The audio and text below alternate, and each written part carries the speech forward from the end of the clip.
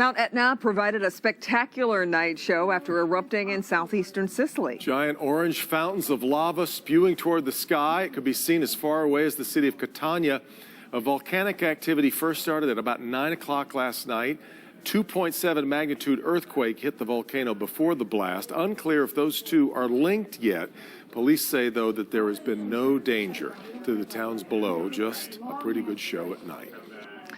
The savings continue for Michigan drivers at the gas pump. Yep, AAA Michigan reporting statewide average price for gasoline today, $2 and a penny per gallon. That's a drop of 3 cents from what we were paying a week ago, 49 cents less than a year ago. In Metro Detroit, $2.03 a gallon, which is the same as last week. Very busy Monday. We've got more coming up on Local 4 News at 6. General Motors pumping more than $76 million into two of its plants. Who got the money and why? Just ahead. And here's Shawn. The first COVID-19 vaccines arriving here to the U of M hospital in Ann Arbor for frontline workers, administered just moments ago. And the VA, 1 mile up the road, they're getting ready for its first shipment of the vaccine, due to arrive tomorrow. We'll show you how they're preparing on Local 4. And next, weeks of drama pushed into the rearview mirror as Michigan casts its electoral votes. Live in Lansing with how it went down next. Live from downtown Detroit, home of WDIV and Click on Detroit. Local 4 News at 6 starts now. Spectrum Health in Western Michigan making history today, administering the first COVID-19 vaccines in the state, and now it's happening all over the nation. And there are no more questions tonight about Michigan's 16 electoral votes, but it didn't become official without a bit of drama. We begin here at 6 with the apparent end of a tense chapter in Michigan politics. Today, Joe Biden received all 16 of Michigan's electoral college votes. The president-elect putting out a statement saying, in part, in this battle for the soul of America, democracy prevailed. We the people voted, faith in our institutions held, the integrity of our elections remains intact. And so now it is time to turn the page, to unite, to heal. It has been a long road to this afternoon's results. Let's get over to Local 4's Rod Meloni. He's live in Lansing with a look at how we got here and where things might be headed, Rod. Well, despite the possibility of violence, at least the thought that there might be some, and one state representative looking to seat an alternative slate of electors, things were actually quite quiet here as the Electoral College did its business. In the 40 days since the November 3rd election, Michigan found itself in the middle of chaos. From the shouting at the TCF Center as Republican election watchers felt left out of the count, to Wayne County Board of Canvassers regretting certifying. No, he didn't. Okay. To the Republican legislative leadership's trip to the White House, and then the president's personal lawyer, Rudy Giuliani, testifying in Lansing. Easily 500,000, 600,000, 700,000 illegal votes. The battle to overturn Michigan's election was a pitched battle. And even today, there were protesters outside the Capitol, like Sue Hesling of Mount Clemens. All they're doing is they're trying to protect a result rather than protect the freedoms of the American public and Michiganders. Yet for all the consternation, the election's results came to a close this afternoon. The electors have unanimously cast 16 votes for Joseph R. Biden. Governor Gretchen Whitmer looking to move on. And after today, the results will be final. It's time to move forward together as one United States of America. Now is the time for us to put this election behind us and to focus our efforts together to defeat our common enemy, COVID-19. Now, that chaos gave outgoing Congressman Paul Mitchell, a Republican, pause. And so tonight he announced that he is now going to become an independent because he doesn't want to be associated with the chaos that came from this post-election situation. Back to you. And Rod, you noted the Republican leadership, of course, went to the White House.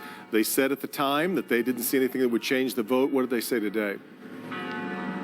Well, they put out statements right around the time that the Electoral College voted, and they said essentially the same thing, that there was not any fraud that they could see that would be bad enough or would rise to the level of overturning the election. They said this is going to move forward, and it has. All right, Rod. A major moment in the fight against COVID-19 as the vaccine arrived at hospitals and made its way into people's arms. Exactly. My dear. Ready. 2, 3.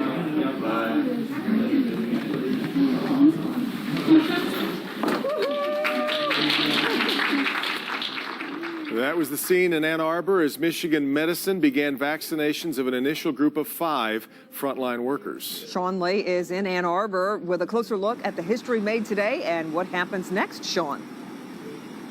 Kimberly, a remarkable day. We talked to some of those frontline workers after they got those initial first vaccines. You need to keep in mind they felt just fine. They had no apprehension getting those vaccines. And just 1 mile from here at Michigan Medicine is the VA here in Ann Arbor. They're expected to do the same with their frontline workers fighting for our veterans tomorrow. It will be fast and furious, but we have a certain amount of pride. We want to meet the needs of our veterans and our healthcare providers. Fast and furious, that's how the VA Ann Arbor Health System is describing its plan when it received the first doses of COVID-19 vaccines this week. Getting that vaccine to its frontline workers fast to help save lives of veterans hit hard by the virus. The last 3-4 weeks, we were all feeling like this is going to happen. And this really is a big deal for us. And I think we're all hoping the same thing, that this is the beginning of the end to this pandemic. The VA, Ann Arbor, like so many healthcare providers here in Michigan, got slammed by the first wave of the virus. Then the VA got prepared for the second wave and at the same time getting ready to get the vaccine in their hands and a plan to get it to high-risk employees and high-risk vets starting as early as tomorrow. We've had several teams working on getting prepared on how we're going to receive the vaccine, how the pharmacy is going to store the vaccine, how nurses are going to administer the vaccine. It's a fairly complicated process, and we feel very prepared that we will be able to do it effectively and safely. Yeah, VA Ann Arbor Health System. And we do apologize. We seem to be having some technical difficulties with Shawn's report there. We'll move along with the rest of the news today. Devin?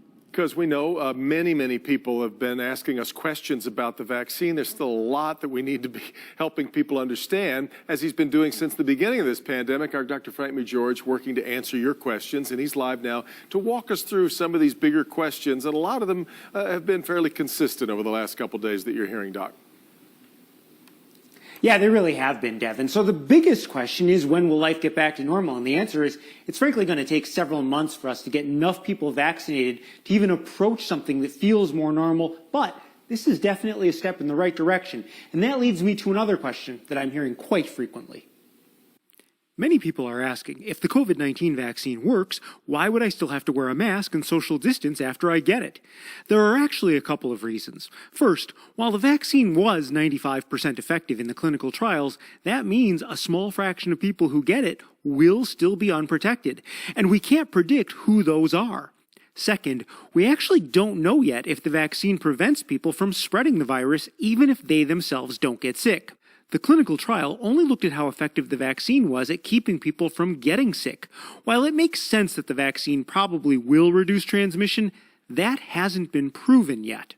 Another popular question, how long will the protection from the vaccine last? Will we need to get a shot each year? The simple answer is we don't know yet. That is one of the questions we can only answer with time. Pfizer will continue to follow the participants in their clinical trial for 2 years, and that is a key question they hope to answer. Some viewers are also wondering, at what point can you be reasonably sure that there will be no more side effects? In the clinical trials, most side effects occurred within the first 2 days and resolved quickly. In general, the vast majority of vaccine side effects occur in the first 6 weeks after a vaccine is given. Side effects outside of that time period do sometimes occur, but are considered rare. Now, a viewer asked, if the vaccine has to be stored at such a cold temperature, how do they get it into a syringe and into your arm without burning the skin? So here's the deal. While we've heard a lot about the negative 94 degrees that the Pfizer vaccine requires, that's just for storage. The vaccine actually has to be thawed and brought up to room temperature before it can actually be given. Back to All right, Doc, and so many questions coming in. If you have one about the virus or the vaccine, please submit it to us on our homepage at clickondetroit.com, and Dr. McGeorge will try to get to as many as we can. Looking at the latest coronavirus numbers here in Michigan, the state continues to see a drop in cases but a rise in deaths. The state reporting 7,205 new cases of COVID-19 over the past 48 hours. So per day, that's down a bit, but sadly, 90 more Michiganders have lost their lives to COVID-19. And a tragic loss of life on I-94 in Detroit this morning. A Camaro slammed into the back of an SUV, killing the two people in the Camaro and the driver of that SUV. Priya Mann spoke with Michigan State Police following their investigation of an accident with troubling circumstances. After 3 people died in a suspected drunk driving crash, Michigan State Police aren't holding back, saying the decision to get behind the wheel after you've been drinking isn't a tragedy, it's preventable. I don't want to say it's tragic because I think that gives people an out. This was somebody that got behind the wheel and killed himself and 2 other people. That's not tragedy, that's stupidity. State police say speed and alcohol were factors in a violent crash that left 3 people dead on a Detroit freeway. There's no reason now in today's day and age, especially with the pandemic going on, to be out there driving under the influence. The crash happened on I-94 and Outer Drive just before 2 Monday morning. State police say the driver of a Chevy Camaro was speeding when he rear-ended a Mercury SUV heading in the same direction. This is the one crime we could make go away today if people did not get behind the wheel impaired. State police say a 38-year-old man driving the Chevy Camaro was drunk. He died, as did a 38-year-old woman in the passenger seat. The 61-year-old driver who was rear-ended was also killed. Just weeks before Christmas, 3 families now grieving because one person decided to drink and drive. There's 2 families out there, 3 families out there that possibly will never have this same experience in life again because their loved ones are gone. In Detroit, I'm Priya Mann, Local 4. All right, Priya. Federal prosecutors reached a settlement with the UAW in the aftermath of the ongoing corruption scandal. The new reform agreement includes the appointment of an independent monitor to try to help combat fraud. That monitor will stay in place for 6 years and will watch the union's finances. This proposed deal would allow members to decide if they'll vote directly on the union's leadership. An investigation into bribery and embezzlement in the upper ranks of the UAW has led to 15 convictions thus far, including 2 former union presidents. Current president, though, Rory Gamble, important to note, they took pains to say, is not a target of the investigation.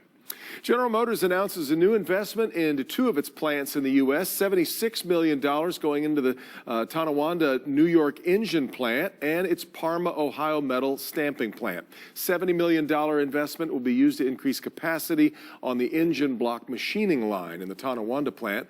The $6 million will be used to construct 4 new metal assembly cells to support increased truck production volumes in Parma. GM says both plants help meet the continued strong demand for the full-size Chevy Silverado and GMC Sierra pickups. A woman arrested in the death of a Monroe County Animal Control officer is now formally charged. Officer Darian Young was killed when a driver crashed in her car at the intersection of M50 and Raisinville Road. This happened back in June. Well, now Michelle Dropolich of Hudson is charged with second-degree murder, operating while intoxicated, causing death, and reckless driving, causing death. A judge denied her bond. She'll be back in court Thursday. Detroit's police have a new partnership that will allow them to respond to calls in a better way. We'll tell you about the team up and why just ahead. Plus, here's Ben. Kim and Devin, those flakes that we saw this afternoon may be the only ones we get all week. We'll tell you where the snow will end up coming up. A suspected bank robber police had no trouble identifying, not only because of his tattoos, but also his criminal history. Wait until you hear how long this man had been out of prison before getting into trouble again. Nick. Now that you know the vaccines are on their way to multiple sites here in the state of Michigan, we're taking you inside one of the actual vaccination centers, this one in Macomb County. What is the process? How will they get people in and out? How do they have to handle a vaccine? It is all a very delicate process. Dealing with a highly contagious virus and doing vaccination in the middle of a pandemic is challenging. An exclusive tour inside of this Macomb County vaccination facility, and something you may not know, why you can't just leave right away once you get that shot. That's tomorrow on Local 4 News Today, starting at 5 a.m.